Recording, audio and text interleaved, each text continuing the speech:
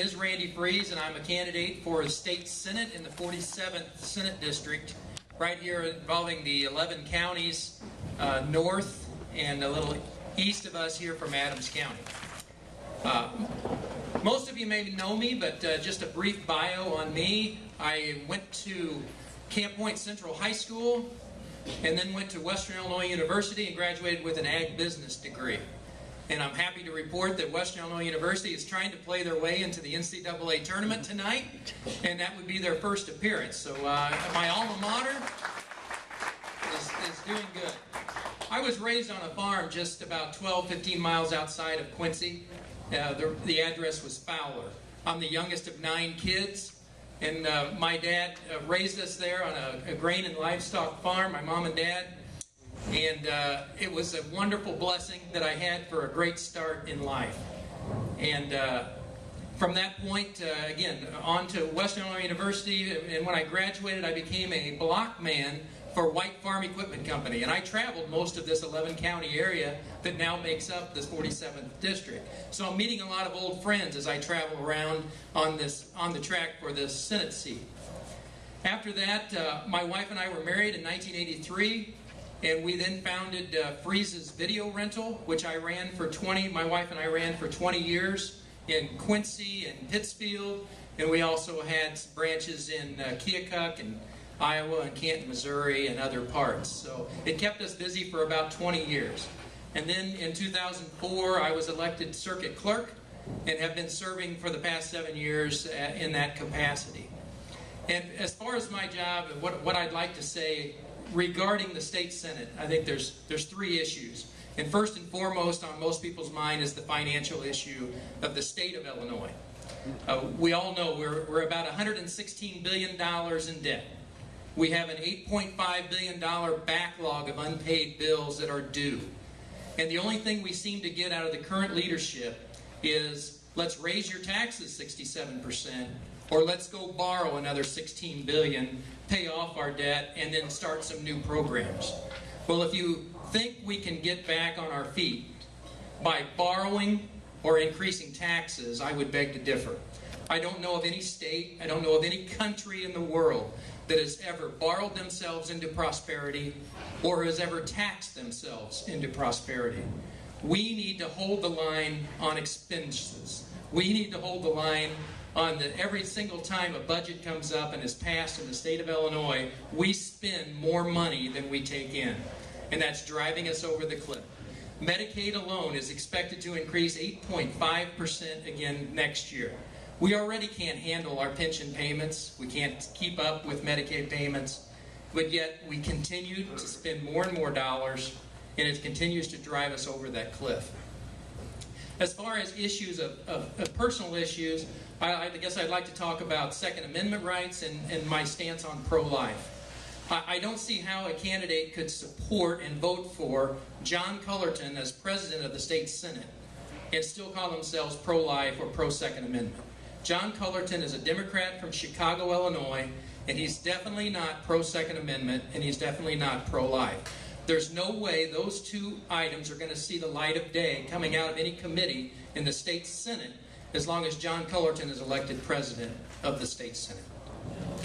Finally, I guess I'd just like to say that serving as circuit clerk has been an honor, and serving as your state senator would also be an honor and a privilege. And I ask for your vote.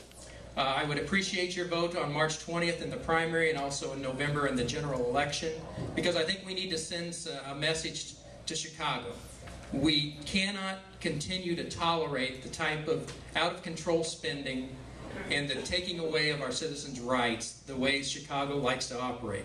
When they do anything, it's not in the best interest of West Central Illinois.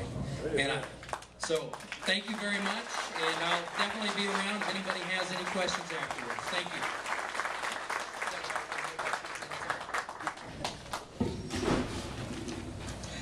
Okay, next up, running for circuit clerk is Laura Donahue, a familiar face of the Tea Party. Thank you very much. I'm very glad to be here and certainly appreciate this opportunity. I announced for circuit clerk about 5 months ago been out talking to people at soup suppers and pancake breakfasts, and there are 3 questions. 1, what does the circuit clerk's office do? And 2, why are you running? And 3, my pension. The circuit clerk's office, very simply, manages the records of the circuit court. It collects the monies that the court orders, and it distributes those funds. It's very important to the attorneys and the judges and to people that it be done properly and effectively. Why am I running? I'm running because my 21 years experience is an asset to the people of Adams County. People don't know that the office, what the office did. They're very unfamiliar that the office, the county board pays the expenses and the salaries in the circuit clerk's office, but they don't manage the duties. They don't tell the office what to do. That comes from the Illinois legislature. And I believe that my experience can make a difference. If you want to make it more cost effective, more efficient, you have to change it through the Illinois legislature. And the opposite is true. Just like we talk about all the money and the cost of doing business in the state of Illinois, they shifting, just like they're trying to do with the schools and the pensions, shifting that cost to the local level. Well, they can do the same thing in the clerk's office and increase the cost of doing business, but you pay for it. My pension. Yes, I'm on a pension, and I don't want another one.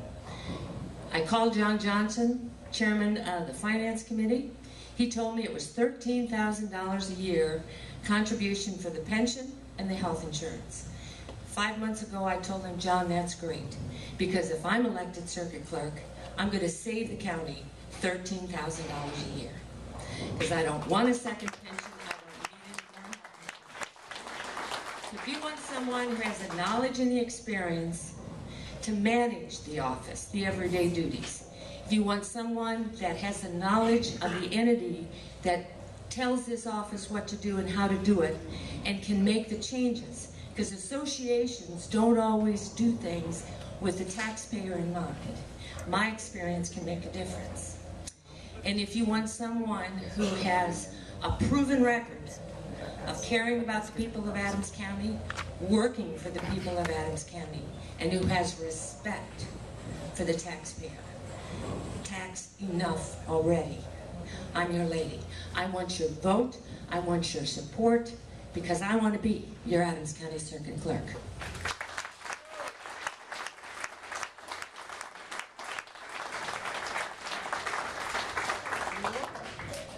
Next up, also running for circuit clerk, is Lori Gishwander.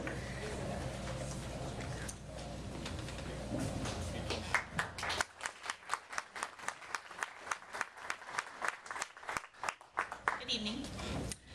As you know, my name is Lori Geshwander, and I am a candidate for Adams County Circuit Clerk in the upcoming election. I'm a lifelong resident of Adams County. I'm a graduate of Quincy Notre Dame High School and John Wood Community College. I've been married to my husband, Tom, for 20 years. We have 2 daughters, Grace and Emma. We're members of St. Francis Parish, and our girls attend school there as well. I have a total of 18 years experience in the circuit clerk's office. For the past 15 years, I've served as deputy circuit clerk, serving under both Glenn Holtz and our current circuit clerk, Randy Fries. I run the day-to-day operation of the office and supervise the 13 employees. And I'm very nervous, as you can tell. That's all right. That's all right. The circuit clerk is the official keeper of the court record. We attend all court hearings and are responsible for keeping the court files in order after each hearing. Our office also collects and distributes to the many different agencies all of the fines, costs, and fees assessed by the court. We have many other duties, such as processing passports and statistical reporting, just to name a few. For the past few months, I've been working closely with the appellate court and our software vendor as a test county for the development of a process whereby appeals are sent electronically to the appellate court and then made available to all parties involved. This process will save our office both time and postage costs. I have a mutually respectful relationship with our dedicated staff, judges, attorneys, and the many other offices that I work with on a daily basis. This, along with my many years of experience, will allow for a seamless transition for everyone involved. If I am fortunate to be elected, I will continue to run a very efficient and fiscally responsible office and look forward to serving the wonderful people of Adams County. I want to be your circuit clerk, and I would appreciate your vote. Thank you.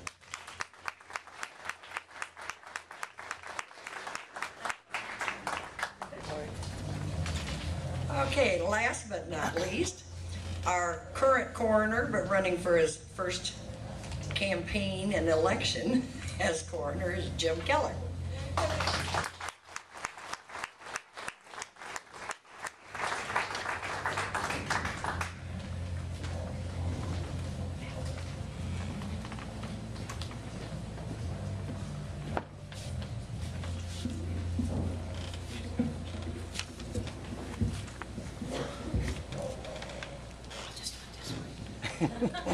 Good evening. I appreciate the opportunity to speak with you this evening. My name is Jim Keller, and I am seeking retention as coroner of Adams County in the 2012 election.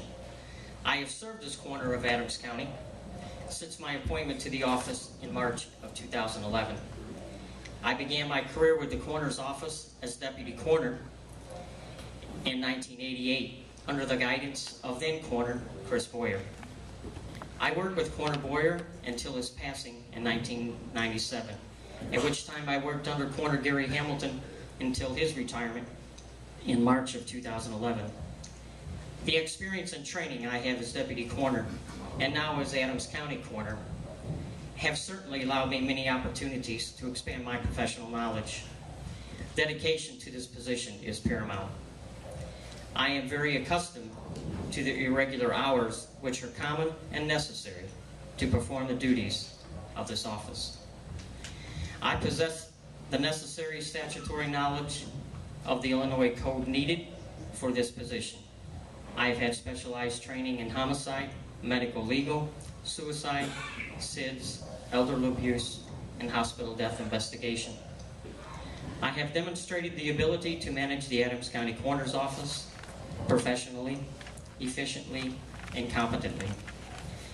The most important part of the job is to ensure that the dignity of each person is honored, that their survivors are respected, and that the law is followed. This has to happen in each and every case, and at times that can be a challenge. The office is not about accidents, homicides, suicides. Its main focus is commitment to the job, passion for the families, and caring for the deceased. The Adams County Coroner's Office last year handled 799 calls. The calls range from nursing homes to hospitals, the Illinois Veterans Home to death in homes. Over half of the calls, about 500 of the calls, came after 5 o'clock in the evening and 8 o'clock in the morning. My responsibility as your coroner is not taken lightly. I am extremely devoted to ensuring that the people served by the coroner's office are treated with the dignity and respect that they deserve. I am unwavering in my commitment to ensuring that procedures are followed according to the law. I want to continue to serve the citizens of Adams County in the same professional, compassion, and caring manner to which you are accustomed. I am honored to serve the citizens of Adams County as coroner and ask for your continued support. As with every election, your vote makes every difference. I am asking for your support and your vote. God bless you, and may God bless America.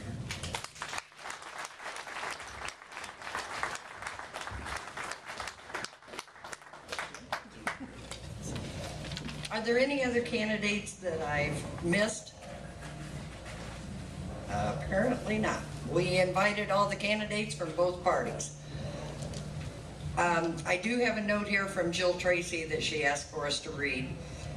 She's in session in Springfield and couldn't be here. It has been my privilege and honor to serve as your state representative for the last 6 years. In the upcoming 2012 elections, I am again running for this office, only it is the new 94th legislative district, which includes Adams, Hancock, Henderson, and most of Warren County. As most of you know, my husband Jim and I recently made Adams County our permanent address. The past 6 years have been some of the most tumultuous times in our state's history. A Democrat-controlled executive office, Senate and House over the last decade has all but bankrupted our state. Still, I believe I have been an effective voice for West Central Illinois and have represented our conservative principles. I have stood firm against the proposed gross receipts and income tax increase. I have put forth reform measures in the areas of Medicaid, tort reform, unemployment insurance, and workman's compensation. I have also been a strong advocate to protect our Second Amendment right to bear arms and have sponsored many pro-life measures. As an attorney, I've been a leader in our House Republican caucus and have been asked to serve on the 21-member Impeachment Investigation Committee, the Family Law Revision Committee, the Cemetery Oversight Committee, and the Redistricting Committee. I now serve as minority spokesperson for both the Judicial, Civil Law, and Labor Committees. Additionally, I serve on the Public Utilities, the Environmental Health, Financial Institutions, and Tourism Committees. I want to see our state make a positive return to fiscal well-being and create a positive economic climate in Illinois. It is a continual challenge, but I would appreciate your continued support and vote to allow me to continue in this important role to serve another term as your state representative. Jill Tracy.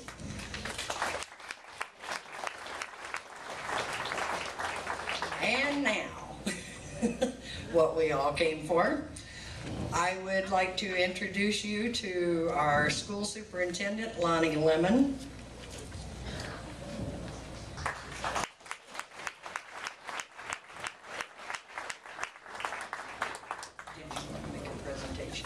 Yourself or? Well, there's Bud's here and Stephanie's Okay. and Jeff. I think we have 5 board members. You want Right. to have them all come up and just answer questions? Or? Okay, we can do that. Okay. And the business manager, Bud Martin.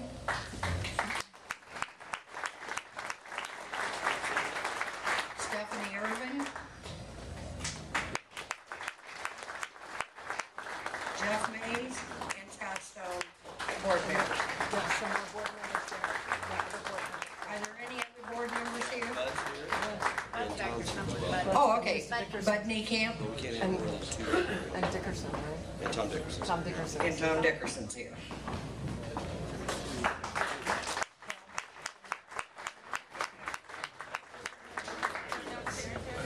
Okay, well, we can see them here. We can see them over Okay. here with us. Yeah, pull the mic off. Yeah, just. That's the easiest way. I'm not afraid of the microphone, so I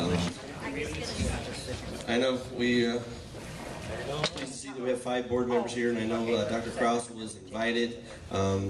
He's in Chicago, I think, at a conference today. We had a long, lengthy school board meeting last night. So just kind of give you an overview. This is kind of our 3rd or 4th go-round of these public forums, and I think we're a little unaccustomed to the format we have here tonight. What we've done traditionally in the past is we developed in conjunction with the League of Women Voters and our PTAs, we developed a frequently asked question handout. You have that? We have Do they that. have them all It's on now? the tables. You have that on their table. So that's the kind of the format that Bud and I have presented in our other forums. How many of you in the audience, I recognize some faces, have been to one of the other forums that we've had so far? Good. So I think you can attest. We had a really nice turnout at Quincy University a couple weeks ago. We had one at Central Baptist Church. Bud and I are speaking to the Exchange Club on Friday. And then we're also, just note, Bud and I will be on the Mary Griffith Show on March 19th. I think we go on the air at 9:15 for about 45 minutes with Mary. So traditionally what we've done is we've had those questions in front of you, and we just kind of walked through those. Bud has led, and we just walked our way through those questions and answers. And that's how we've done it, and taken questions from the audience. And really that's what we're here for. By law, I know when I got my invitation, one of the questions was would I give my personal opinion on the upcoming working cash bond issue? And the answer is I can't, nor any of the board members when they're wearing their board hats. Now, when I'm standing in my yard, I think it's probably pretty hard for me still to separate that I'm the superintendent of schools in Quincy. So, it's really hard for us to distinguish when we're wearing our school district hats and when we're not. I think most of you realize that in most cases we probably are wearing those hats 24/7. So we cannot, by law, after the board voted to put it on the ballot, state our personal opinions on the matter. We can answer questions, and we can try to provide facts, and that's what we've done in that handout. So, having said that up front, I don't think any of us want to break the law. We'll certainly answer any questions. We can give an overview. I don't know if Bud, if you want to take the mic for a minute and just kind of give a little overview of where we're at, or I don't know what kind of time we have. If the best thing for our is to answer your questions. One thing I do hope that we do have is a good voter turnout on March 20th. I think the last general election, I think we had like an 18% turnout, voter turnout in our community, and certainly for us to try to make decisions on a majority of 18% is not always a lot. So we're, if anything comes out of this, we hope we have a great voter turnout. So we have an idea. So other than that, I don't know what's the format. If people want to ask questions, we've had a series of great questions in the seminars that we've had so far. Or any of the board members, would you just want to make a statement, or we'll do whatever. We're here to serve you tonight and answer your questions, so we can do it. Would any of the board members like to make a statement, or you just want to ask questions, and Bud and I, or any of you direct to, will try to answer the best we can. You want to take it down? Who wants to go first? Okay. I'll go first. First of all, I want to thank you for having us here. I think this type of open dialogue is very good. It's for our own understanding where you're coming from, and so you can understand where, or we can understand where you're coming from. So I appreciate you taking time and interest in the bond issue, and I hope that you will leave here gaining further information and understanding of what we're trying to do. School finance, a difficult issue to understand. If you don't have experience in governmental accounting or fund accounting, it can be very confusing and frustrating, even for some of us on the board. So where I'm going to go with this is in the schools, we teach our children to understand and implement Covey's 7 Habits of Highly Effective People, if you're familiar with that. So I'm going to apply these habits to the bond issue as I kind of see it being working out. So the first habit, be proactive. You're the change. The public spoke regarding voting on this issue, and you succeeded. For the board, the bond issue will help the district with a positive, proactive financial move forward. To begin with the end in mind and have a plan.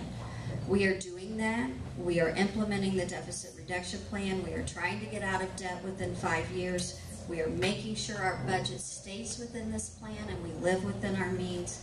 I, as finance chair of the district, believe anyone on the board does not want to go back to where we currently are now or relive what we have been reliving or living currently. I know past decisions have not been forgotten, nor am I asking you to forget, but that should not discourage what we can do in the future and to help us move forward. Third, put first things first. This is very important to me. As board members, we are to put the children first. The school code says that as soon as we take office, that we are to do what's best for the children. And sometimes that doesn't always make the taxpayer happy. Think win-win. Everyone can win in this situation. We could get out of debt in 5 years, and we will not raise your taxes through the bonds by doing this. Seek first to understand, then to be understood. We are here to understand your concerns as you are here to understand why this issue is before you. 6, synergize. Together is better. I don't want this to be an us-you issue. It affects all of us. So much more can be accomplished if we work together and not against each other.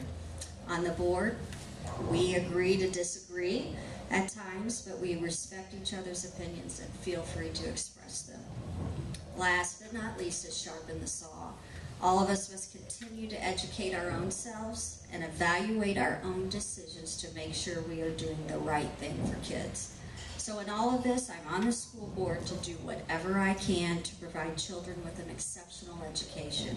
Granted, we must be good stewards of the taxpayers' money, but sometimes our decisions may not be what the taxpayer wants, but it's what the district and the children need. When I ran for this position, I said, and I still say, I will not fight big government on the backs of children. On that ballot, there was not a political party beside my name, nor is there one this evening. I was elected to this board to serve the children. I know it's frustrating that Illinois is such a deadbeat state.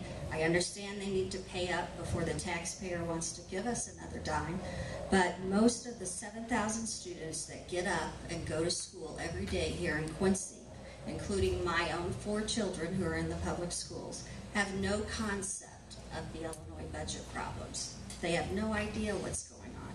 They still get up, pack their backpack, get on the bus, ride with their mom or dad to school to learn. They cannot wait on the state of Illinois to fix its problems. They can't. We still have to teach those children. These children are our responsibility and not the state's. For those who like to complain on what we spend per student, we spend over $20,000 at the Robinson Correctional Center in Illinois on a prisoner who gets to sit, read, exercise, eat, sleep, and sometimes even get a further educational degree, all while having committed a crime. Why should our children be worth less? Why would anyone want to rely on the government to support our children? Wouldn't it be wonderful if we could support our children in our school district through local dollars only and not have to worry year to year about getting our state paycheck? Amen. So, just some food for thought. I thank you again for having us. Again, I think this is good dialogue, whether we agree or you agree with me or not. I'm always here to listen. I know Jeff Kirchhoff knows. I will sit and listen to him as long as he wants to talk. And I hope you leave here with a better understanding of why we are issuing these bonds. And the last thing I ask you to please prayerfully consider what is best for the district and the children. Thank you.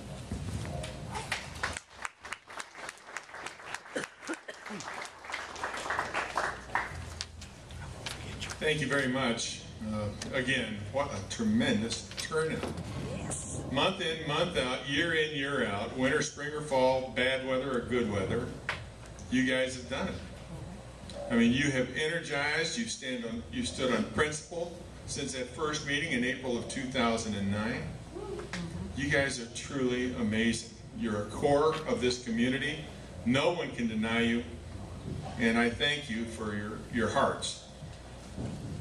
When I was looking through this piece that Mackie put together, the only thing I took exception to was the fact that the Democrats came first. Before our... Now I know this is a nonpartisan position that I've got here, but anybody that looks at this has got to say, you know,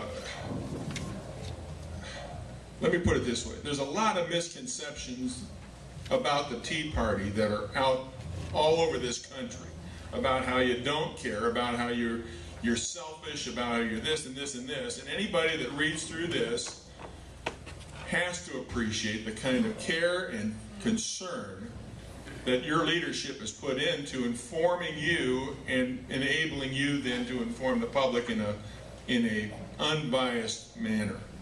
Now, we all carry our stuff with us, okay? We all come to these meetings or the school board positions with some opinions and with some points of view. And I mean, I've never been bashful about stating mine. The law kind of inhibits it a little bit right now. But you know, the way I've approached this issue, as well as all the others that we've confronted in the last 5 years on the school board, 5 very, very difficult years financially, is that, you know, everything we're going through and everything we're asking of our employees is just exactly what you've had to go through. Only you don't wring your hands and cry about it. You just get about it and move on to the next day. That's what I think our school district is doing. And I think that's what our school district needs to continue to do. We have developed a 3-year get-out-of-debt plan.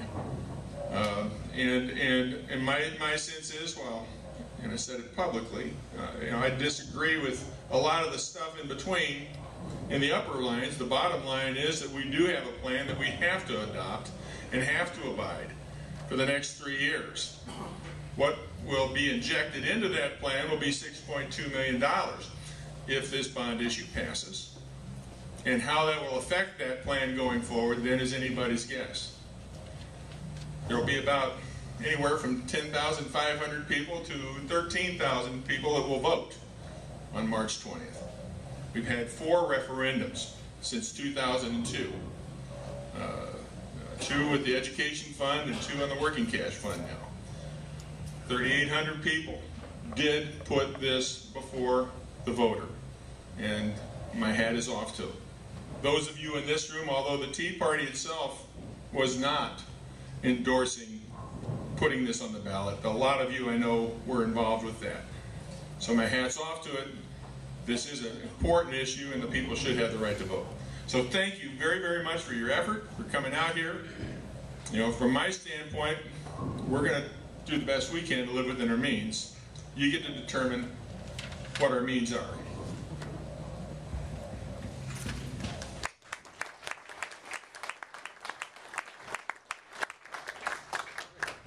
Well, good evening. It's great to see all you out here. I was working up until about 6:15 tonight. I fortunately made every green light on Broadway all the way down here. It was amazing.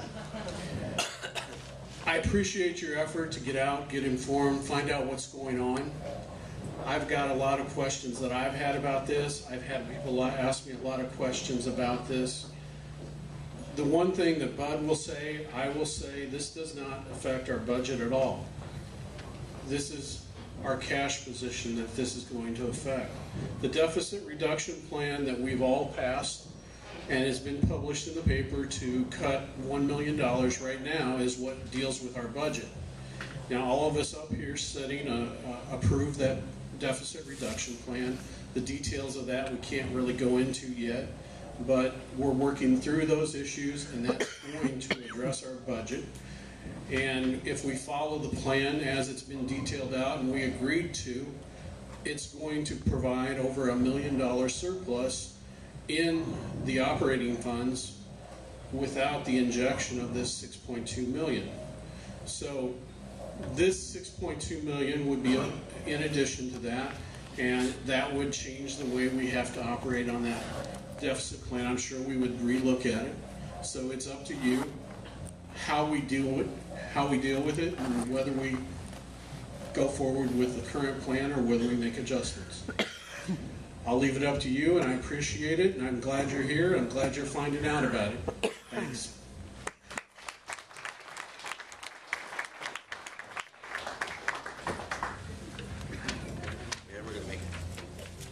Well, I hadn't really planned on being here tonight. I left Springfield about 4:30, and I made every green light also. Thank you for the opportunity for having us here. I'm not sure what else additionally can be said that hasn't been stated. I think Jeff's right from the standpoint of what we've done as a board is we've followed the law and we followed the school code from the perspective of the methodology we had to do as a board was to approve the working cash issue, and then you as a community had an opportunity then as to whether or not you wanted to vote on that, and that was done through petition, and so that's going to be on the ballot, and I think the entire board supported that. Unfortunately, we couldn't just go from talking about working cash and then having it put on the ballot. We had no choice to do that. We followed the sort of backwards rules the school code makes us follow, which some term as a backdoor referendum, but essentially that's the way the school code has us do it. As Jeff said, I think, we're talking about the means of the district and how those means are going to affect the school district going forward and the students that we serve.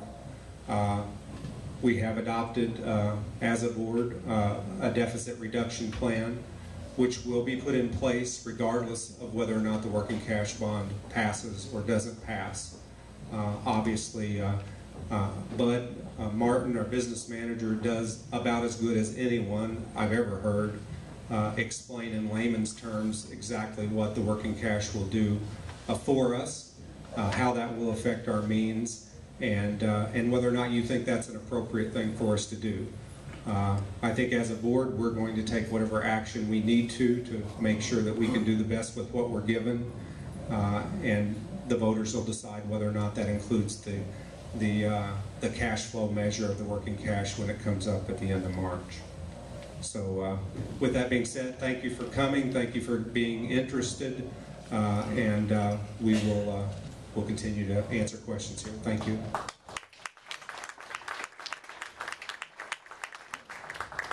I'll let our last board members here tonight, Bud Niekamp, ask. Now, Bud, I'm afraid to talk to you because last time me and Bud were here, you remember last time you and I were here, Bud? We were here last year for a fundraiser for the Christmas gifts for that are bus drivers. They always have a Christmas drive for needy children, and Bud and I were, I'm not sure we were smart enough or stupid enough, but we sat right back there and got plastered for about 45 minutes straight with pies to the face. It wasn't very pretty, was it, Bud? Well, it was worth it. It was worth it. It was worth it. And boy, I tell you what, people had about, what, how many years have you been on board, Bud? 20-some years? Oh, I lost count. 22 years, but then I got kicked off for an hour and a half. So they had 22 years and people had vengeance for Bud getting pies in the face, and we took a lot of whipped cream pies in the face at night. So, Bud, you want to add anything to what these guys have said already? Well, I got to be careful what I say, because I sure don't want to get in trouble, and I don't want to have to go back to the appellate court again and pay this big lawyer bill. So I'm going to be real conservative on what I have to say, but I think everybody here knows what I feel, because, you know, I've told this board ever since I've been on the board, even before, that, you know, you can't borrow yourself out of debt. You can't spend money you don't have to spend, and you can't spend money what we're supposed to be getting from the state and federal government. You know, we gotta live within our means. So I'm not going to endorse this referendum, and I'm not going to speak against it. You know, I'm just going to be neutral for a change, because I don't want to get in any trouble. But I appreciate you all coming here tonight. Thank you.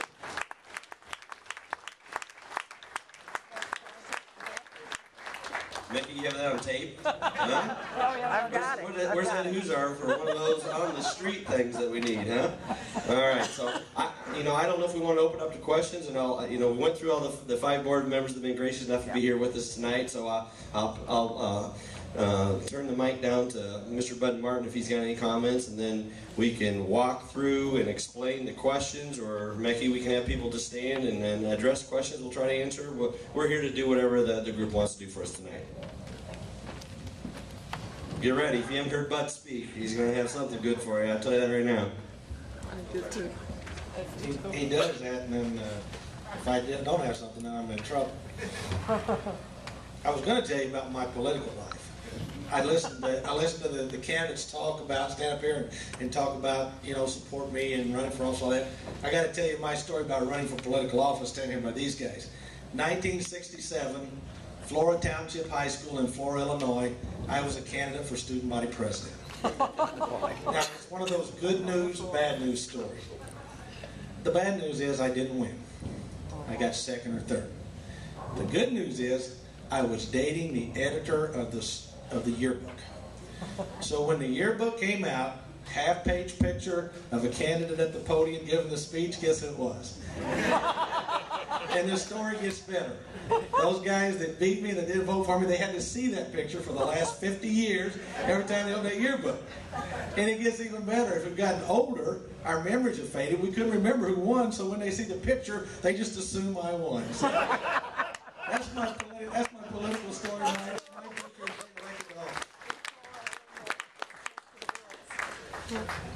I'm not sure what format you want to use. I'm not sure the time constraints, so I'm going to do the short version, and then we'll just do everything else.